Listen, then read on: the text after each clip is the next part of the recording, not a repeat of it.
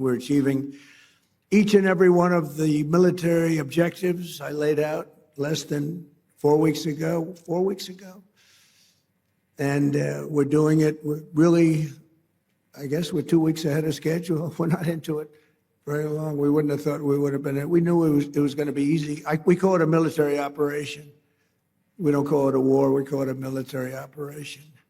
We're very disappointed, by the way, with NATO. They didn't come to our aid. I didn't try too hard, actually, because I wanted to prove a point. I didn't sell. They probably think I'm a lousy salesman. I said, would you like to help us? To President of France, Macron, nice guy. He is a nice guy. They said, Emmanuel, would you like to help? Yes. As soon as the war is over, we will send ships. I said, no. I don't want them when the war is over. I want them before we start. And UK, our longest ally, nobody ever thought this was possible. I said to the Prime Minister, Mr. Prime Minister, we'd like you to have 2 aircraft carriers. They're little ones. They're not very good. I know they don't go fast, and I know they don't work very well, but we could probably use them, maybe for helicopters. And they said, yes, we are preparing them. I said, when will they be ready? Maybe in a month or 2. Oh, great, that's wonderful. I said, are you going to help us? Yes, we're going to help you. When the war is finished, we will be there. This is NATO. And I've always said NATO's a paper tiger. And I've always said we help NATO, but they'll never help us.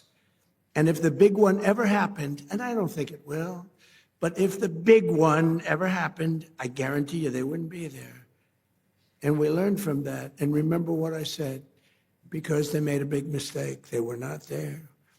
The Chancellor of Germany, these are all friends of mine, Friedrich, the Chancellor of Germany, he said, this is not our war. We have nothing to do. Well, Ukraine's not our war, but we helped them.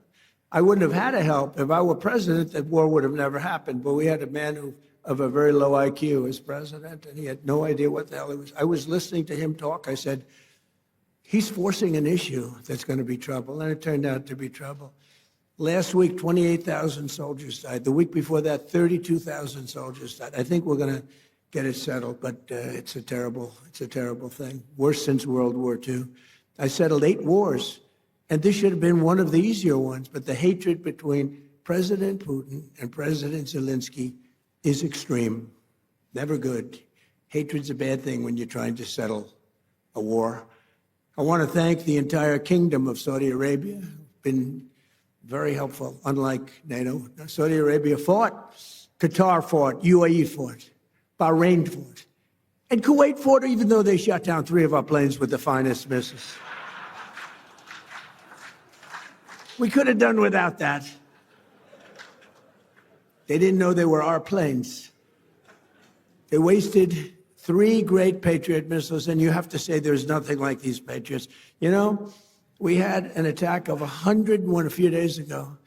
101 missiles shot at a very valuable thing that we had floating on the water, namely an aircraft carrier, biggest in the world.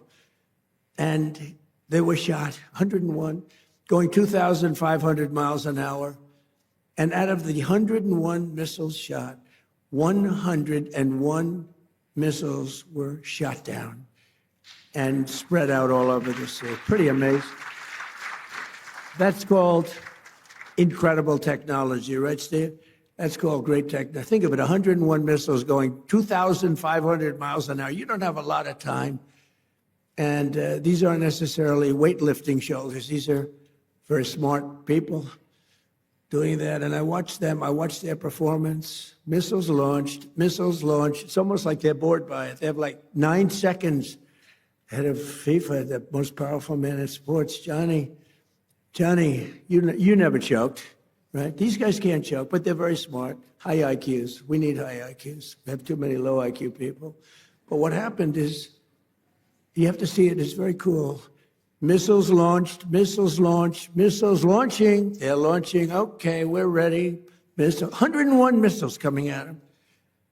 All right, we have to have like 11 seconds to make a determination. Then at 7 seconds, fire. This is the most unbelievable thing. Fire, boom. one at a time, just knocked them out like they were nothing. Genius. It's like unbelievable. I mean, to think and we have the technology nobody has. Look at what happened in Venezuela. They had other equipment, not ours. They made the mistake of using other equipment. Didn't work too well. And Venezuela was, took 45 minutes. It was a 45-minute war. This one's bigger. This one's bigger. It's a bigger country, a lot more powerful. It's a lot more powerful, but it's not powerful anymore. Within 2 days, I think the damage was done, but now it's really done. Now we're just going after targets, and they have no anti-aircraft, so we're just floating over the top looking for whatever we want, and we're hitting it, and we have another 3,554 targets left, and that'll be done pretty quickly. And then, at some point, we're going to have to determine what we do. But they've never seen anything like it. When we hit Venezuela, that's a very strong military country. They have soldiers. If you've ever been there, they have a lot of soldiers walking around all over the place. Everyone's a soldier. Very military kind of a place. And there was a general, professional general, really good. And he said, we were all set for him. We knew there was a problem when we noticed at 1 o'clock in the morning, every 32 seconds, another airplane, a very fast plane, was coming off the deck of an aircraft carrier. That's actually the biggest aircraft carrier in the world.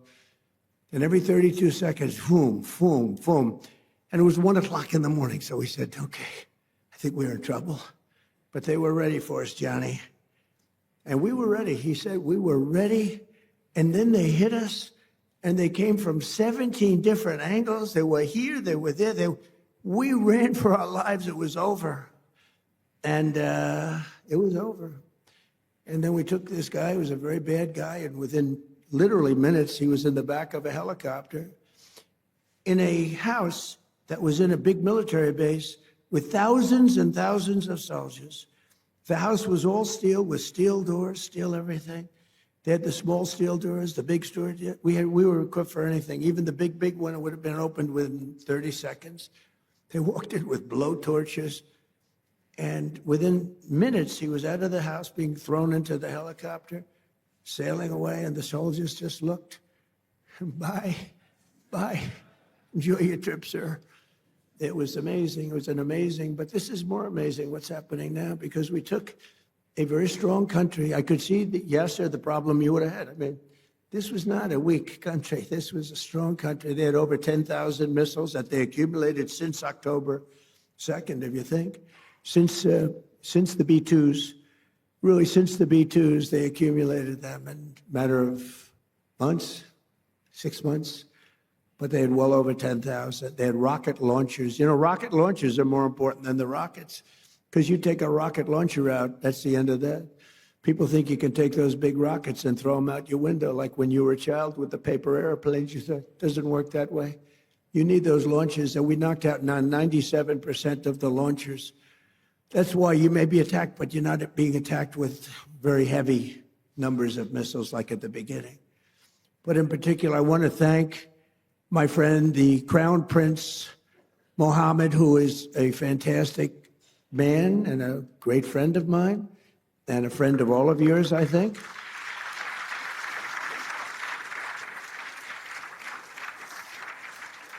And he's a warrior. He's a warrior. He was not afraid of this country that, frankly, he should have been afraid of, because they're very powerful. I want to thank Tamim, because Tamim these three people have been unbelievable. Tamim, and then UAE, Mohammed. These are three great people. And they were under tremendous attack, unexpected attack. And they weren't thinking this was going to happen. Nobody was. And they turned against them and really became very powerfully aligned. And they were with us, but they weren't with us very obliquely. They were with us. But I think that I have to acknowledge for their bravery, because they were being hit pretty hard. All three of them, they were being hit pretty hard. The Emir, Mohammed, you had two Mohammeds and a Tamim, and they're friends of mine. And also I have to say that Bahrain and Kuwait, they were stand up, more so than NATO, I want to tell you.